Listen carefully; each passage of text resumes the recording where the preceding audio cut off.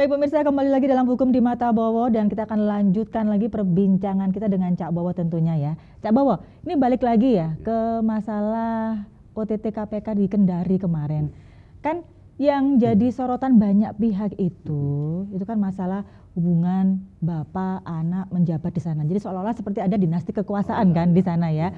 Jadi kan ceritanya si bapak ini kan juga sebelumnya menjabat sebagai wali kota Kendari juga 2 periode pula. Nah setelah masa jabatan habis, naiklah si anaknya jadi wali kota Kendari, Cak. Nah kok bisa sih, Cak? Kan katanya nepotisme juga termasuk perbuatan yang melanggar hukum. Tapi kok seolah-olah seperti dibiarkan saja di sana. Banyak yang didiamkan lah, dibuat itu hal yang biasa.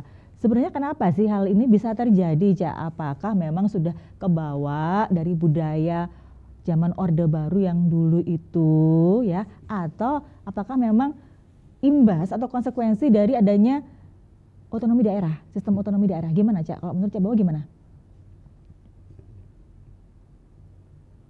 Ini anak bapak Ya. mau jadi gubernur. Sekarang di kerangkeng sama-sama ya. Ya.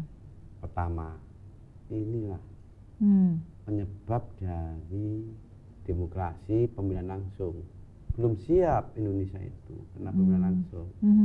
Katanya demokrasi akan apa? Akan supaya korupsi supaya berhenti. Nggak mau, gak jadinya seperti ini, malah korupsi ini malah kemana-mana. Lah, tapi kan ini tapi malah orang bicara Cak Bowo. Apa? Ini kan malah seolah-olah kan harusnya nepotisme itu kan kalau di sistem yang kerajaan ya, negara-negara yang menganut sistem kerajaan kan biasa. Nah ini kan demokrasi kan harusnya nggak seperti itu ya, Cak ya? Iya. Kalau nggak ini demokrasi hanya apa? Yang saya makna yang perlu dicatat di dalam sesuatu untuk negara demokrasi itu hanya dipetik tentang 2 kali. Apa itu, Cak? Menjabat. Masa jabatan ya? Iya, ya. 2 kali. Andai kata nggak ada 2 kali, bisa-bisa jadi pejabat tuh kalau bisa seumur hidup sampai mati. Ya benar, saya yakin itu. Nah contohnya begini, kita nggak ngurangi rasa hormat ya, pada khususnya dari wali kota kita ya. Ya, kenapa, Cak? Gampang dia itu. Setelah wali kota jadi wakil, ya toh. Ini kan sesuatu yang bukan kenal rakyat dan sebagainya. Memang makna dari khususnya dari pemimpin B kan. Kalau nggak ada sesuatu 2 kali, ini bisa nanti jadi habis dari gubernur, wakil gubernur, setelah wakil gubernur balik lagi gitu kan. Nggak ada, itu yang saya petik yang terbaik. Nah, semua saja kan sudah dibatasi 2 kali. Nggak bisa kan siapa saja pejabat ya. Ini sudah aturan-aturannya. Nah, kemudian di samping itu kita itu kalau demokrasi benar-benar jangan kena kita ngambing hitamkan, kita kuda hitamkan bahwa Bapak Soeharto. Wah, itu justru karena Bapak Soeharto kita hanya sentral ya, sentral.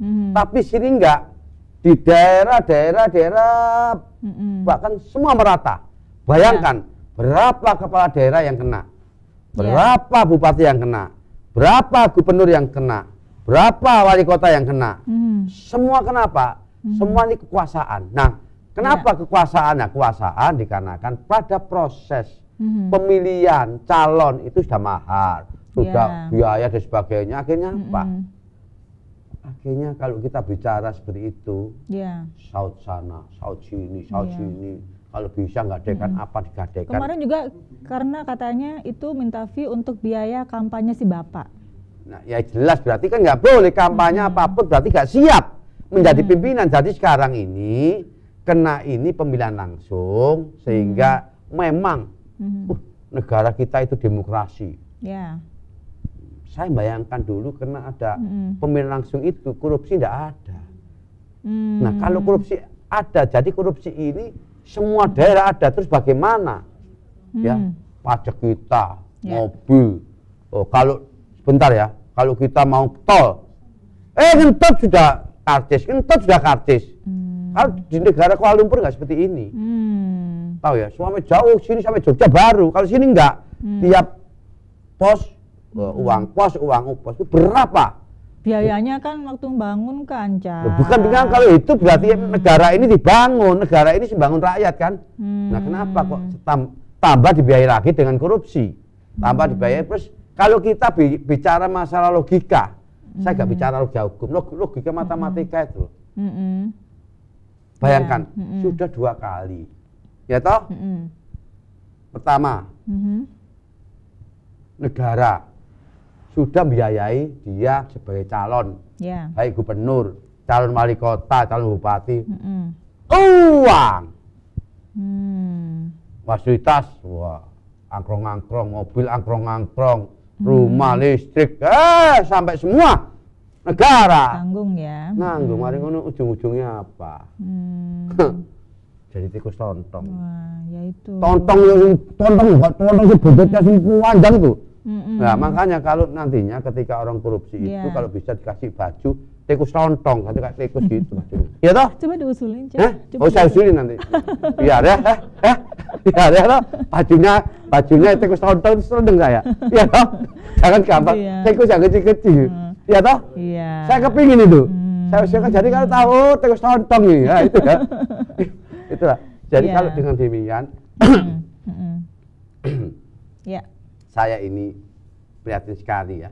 Negara kita itu pertama sudah menjadi ya toh darurat narkoba, kedua darurat korupsi, darurat apa lagi? Sedih kalau hal ini kan terjadi negara kita semakin lama, semakin hancur. Ini bukan penjajahan lagi, bukan kena ini seperti ini. Ternyata bom namanya.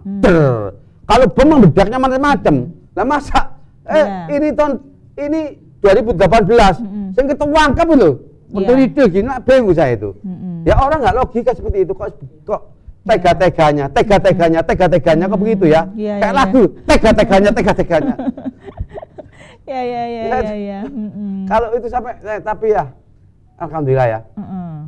Saya nggak membesarkan hati saya. Memang saya senang dengan sesuatu yang berhubungan partai lah, politik lah. Ini ujung-ujungnya apa? Punya suatu tujuannya itu apa? Bukan kepentingan rakyat, ngomongin kepentingan rakyat, ngomongin begini begitu. Ternyata hasilnya begitu. Nah, inilah perlu adanya meskipun undang-undang ini kadang-kadang pejabat itu. Saya nggak tahu itu namanya kolusi, itu nggak tahu namanya pungli, itu nggak tahu namanya suap. Pejabat ada mengatakan bahwa bupati mengatakan demikian, terus aku sedih toh. Apa bupati itu ketika adanya suatu perda nggak baca undang-undang, masa undang-undang diteken saja. Lah dari situlah. Kilaf, Cak. Bukan kilaf, ngomong. Katanya saya nggak tahu kalau contohnya ya, suap jabatan ini biasa. Sekarang yang diindus ini suap jabatan. Ketika apa? Ketika yang tanya itu, ketika yang ditanya itu sudah tahu bahwa di tempat instansi itu mesti ada whistleblower-nya. Itu memang dikades seperti itu. Sehingga apa? Sehingga orang itu nggak sama. Orang itu memang ada yang bersih, memang ada yang kotor, memang ada yang ambigu, setengah ya, setengah enggak. Tapi yang jelas di masyarakat itu, apalagi karyawan, pegawai di instansi itu ada yang jujur, yang jujur-jujur inilah kebetulan kontak pada KPK di instansinya, makanya sering ketangkap. Bukan apa, karena ada laporan ini namanya RI, laporan informasi mesti kena. Cak, saya tuh kan sempat berpikir juga ya, kalau KPK kan sekarang memang lebih fokus ke perbuatan korupsi. Seperti kita tahu kan, singkatannya KPK kan Komisi Pemberantasan Korupsi.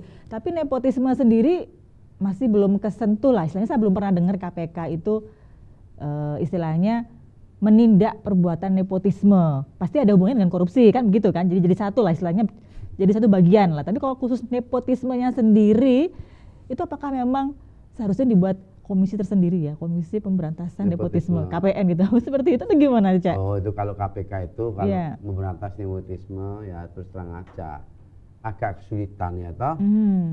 Berantas orang yang kita bicara ya. bicara ya. Extraordinary crime. Ini orang pinter-pinter ya. Enak orang yang kalau curi ayam, curi sandal, curi ya itu kan orang biasa. Ini orang yang dihadapi orang pinter-pinter. Kalau pinter-pinter nggak tanda tangan, nggak OTT susah. Masa dia kalau saudara korupsi, saudara siapa yang korupsi? Terus sambil gedek lo nggak korupsi, padahal ya korupsi. Nah itu.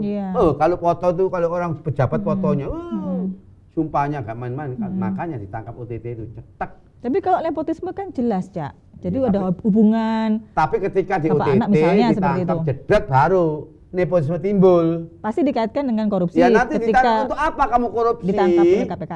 Akhirnya kerjasama. Kalau enggak, kamu nanti tak tuntut 20 tahun. Mau enggak? Ya. Nah, mau kumpul dengan teman-teman? Mau kumpul dengan anak keluarga? Mau kumpul dengan yang namanya masyarakat? Mau enggak kumpul? Kalau mau kumpul, kamu kerjasama ya dengan pendidikan. Ya, akhirnya kerjasama. Uangnya dikemanakan? Untuk bapak. Ya kena tadi. Ketika kalau nggak ada kerjasama, kamu mau nggak apa-apa. Kamu mau lama nggak apa-apa. Nggak apa-apa. Ketika mempersulit jalannya penyidikan, ancamannya saya maksimalkan ya takut. Nah kalau gitu kamu jadi justice collaborator. Oke. Siapa sebenarnya? Oh saya untuk bapak saya untuk pilkada, untuk biaya kampanye. Memang mahal. Saya gak, tapi kalau nggak disupport seperti uang itu beres, saya gak akan jadi. Maka dengan demikian KPK itu sering nangkap OTT sesuai dengan ini bisa edukatifnya. KUHP 8 tahun 81. Pasalnya berapa? Pasalnya 19. Namanya tertangkap tangan kalau kejahatan dia melakukan kejahatan apapun. Ketika ketangkap tangan sudah tidak bisa lagi berkelit. Kenapa? Karena barang bukti sudah tercapai. Mau apa? Hakim kalau sudah tangkap tangan nggak mungkin akan membebaskan, nggak akan mungkin. Nah maka yang dicari ini adalah OTT. Yaitu operasi tangkap tangan. Nah ini yang paling apa menurut KPK yang paling efektif. Langsung di samping kalau di BAP sudahlah 2 tahun 3 tahun juga akan selesai. Kalau BAP nih. Tetapi kalau OTT nggak usah lama-lama. Selesai. Kita akan break sebentar, Cak Bowo. Dan pemirsa, sebentar lagi kita akan masuk ke segmen konsultasi hukum. Bagi Anda yang ingin melakukan konsultasi langsung dengan Cak Bowo, bisa langsung menghubungi via SMS ataupun WhatsApp di 087803 kali 41717. Anda bisa sharing pendapat atau mungkin bertanya-tanya, atau mungkin juga melakukan konsultasi hukum ya, bisa yang sesuai dengan topik kita pada malam hari atau di luar topik. Monggo silakan saja.